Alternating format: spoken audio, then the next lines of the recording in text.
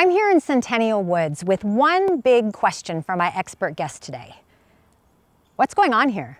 And I don't just mean with the fall leaves, although of course we're going to talk about color. Today, I'm interested in holistic forest health.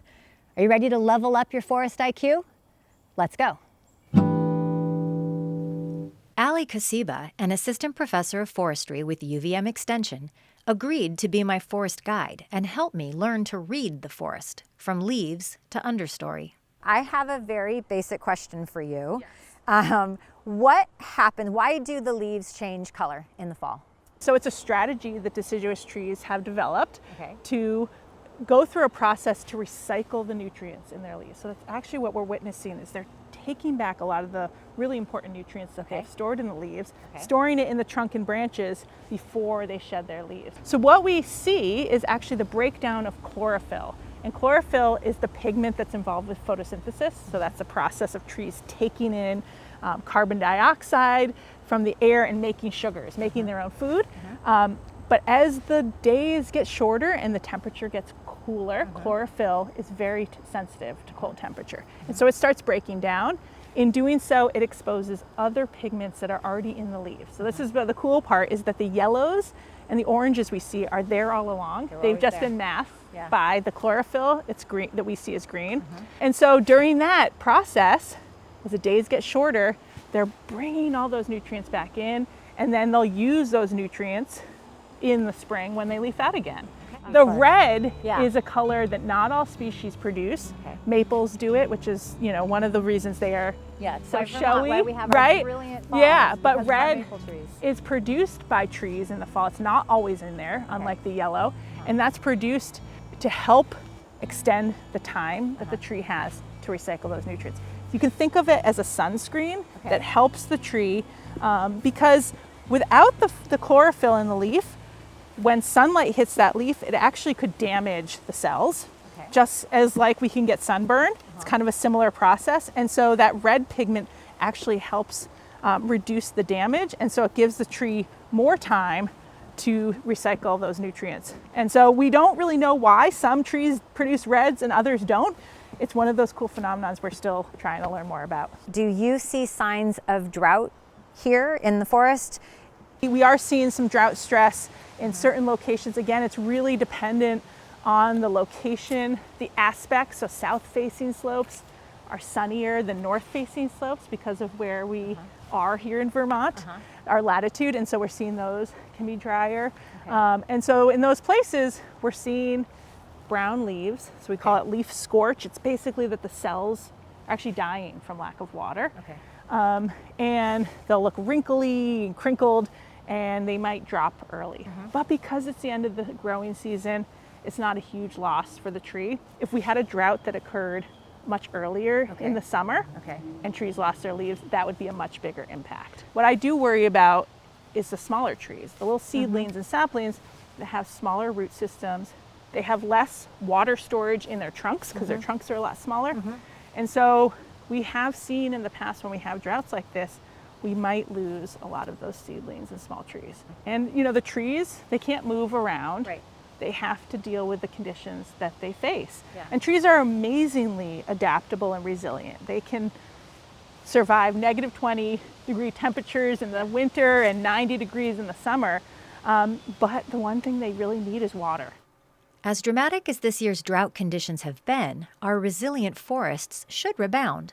But will it be a colorful fall? We are seeing in some places there will be more brown, and that's really related to the drought. So that's going to be on certain droughtier locations that there will be brown. Brown is a color too, though, right? Color too, yes. And then we may see, and this is where I don't know, we could see a shorter duration of the fall foliage season because of the drought, that the trees may drop their leaves earlier, but really time will tell, because that's dependent on the current conditions. So we don't really know how that will play out. The conditions now are really perfect when we have warm days, cool nights, warm sunny days in particular. That's great for fall foliage. Moving through the woods, Allie and I talked more about climate change and weather whiplash, and how land management practices, past and present, impact forest health. About 70% of our forests were cut down and they were cleared for agriculture, for settlements. And some of those places were allowed to regrow as forests, say maybe farmland was abandoned. And forest is a natural land cover in the majority of our state, so trees grew back. But it does mean the forests that grew back are not the same as the forests that once were there. So we call these second growth forests. And so these forests are just really young. And the majority of Vermont's forests are in this fairly narrow age window right now, between about 60 and 110 years old. And that sounds old for us as a human. That's like young to middle age for forests. So forests can exist for millennia, right? And so we really cut off that development when we cleared land, and now we restarted it. And it's going to take long periods of time. We can accelerate the development of some of those characteristics through management. We can't make trees older, right? But we can create more deadwood or create opportunities for more generations of trees. Those occur when you have big old trees that die and create sunlight and gaps for small trees to establish. And so that's work that folks are doing all around the state, is identifying maybe where they're seeing some of these conditions and where they could take steps through active management to accelerate development of those conditions. I know that Ben Willis, our amazing videographer, I was recently with you up in the Northeast Kingdom, getting to crash through the forests with you and learn more about management practices and the impact on forest resiliency. So I think it's going to be cool. We're going to let our folks at home take a look at that.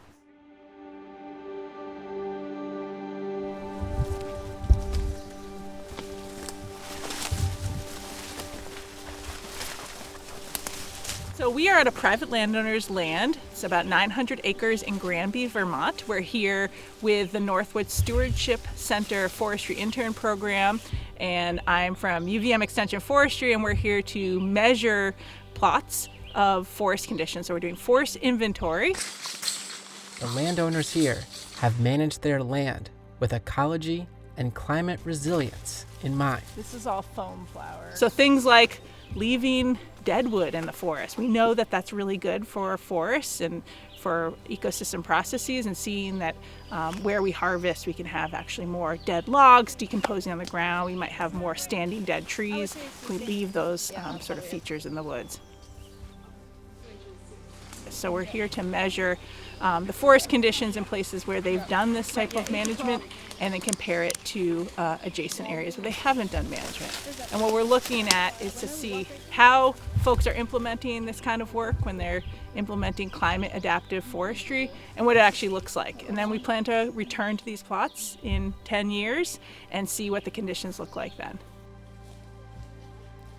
This work is part of a broader effort by Kosiba, who is seeking landowners to partner with as she establishes climate resilience monitoring plots in forests across Vermont.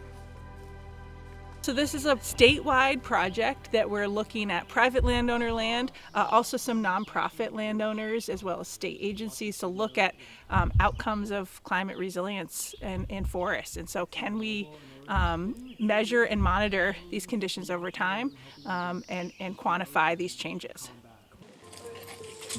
19-inch sugar maple. The program works by setting up small monitoring sites on both managed and unmanaged land. Kosiba's team comes in and carefully documents every aspect of forest health. Yellow birch. Alive. 20 feet. 18 inches. There's a large plot, we measure the trees, the overstory trees. We have a smaller plot in the center, we measure the saplings, so those are smaller stems.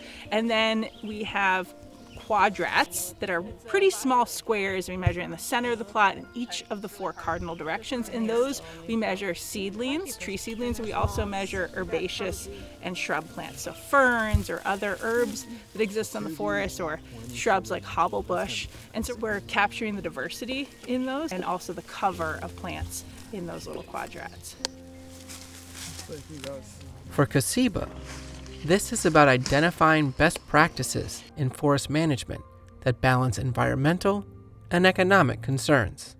You know, we have a lot of stressors facing forests, including climate change, and then we also recognize that forests are really, really critical for local economies, for landowners to earn money off their land and to support our resource needs. And so harvesting trees from forests is really, really important for our local economy and our well-being in Vermont. And can we pair that forest harvesting and timber harvesting with decisions that enhance the resilience of the forest? So can we harvest trees in a way that increases the diversity of species after the fact by doing certain silvicultural techniques in the woods?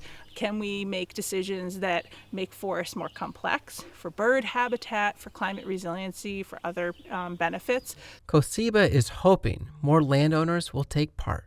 We want to get a lot more plots statewide to capture the variability in our forests, capture the variability in what folks are doing out in the woods.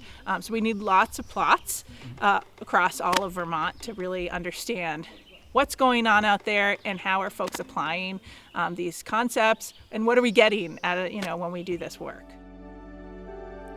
Over the years, the data collected from these plots will help researchers and landowners understand how Vermont's forests can adapt and thrive in a changing climate. Somewhere in the Northeast Kingdom, I'm Ben Willis with Across the Fence. We have some deadwood here. So this is a tree that died naturally. You can tell it's still actually uprooted, broke off here. Half of it's still, there were two stems here, one standing. We call this a snag. And then one fell over. It's covered in some moss and lichens. There's certainly lots of fungi and insects and all sorts of different life that is eating this wood or using it as habitat. And what's great about deadwood is it's a way to return nutrients to the soil, provides habitat, as I mentioned, holds water, stores carbon, all sorts of great benefits, deadwood. And it's a missing component in many of our second growth forests solely because of their young age. What does a healthy forest look like?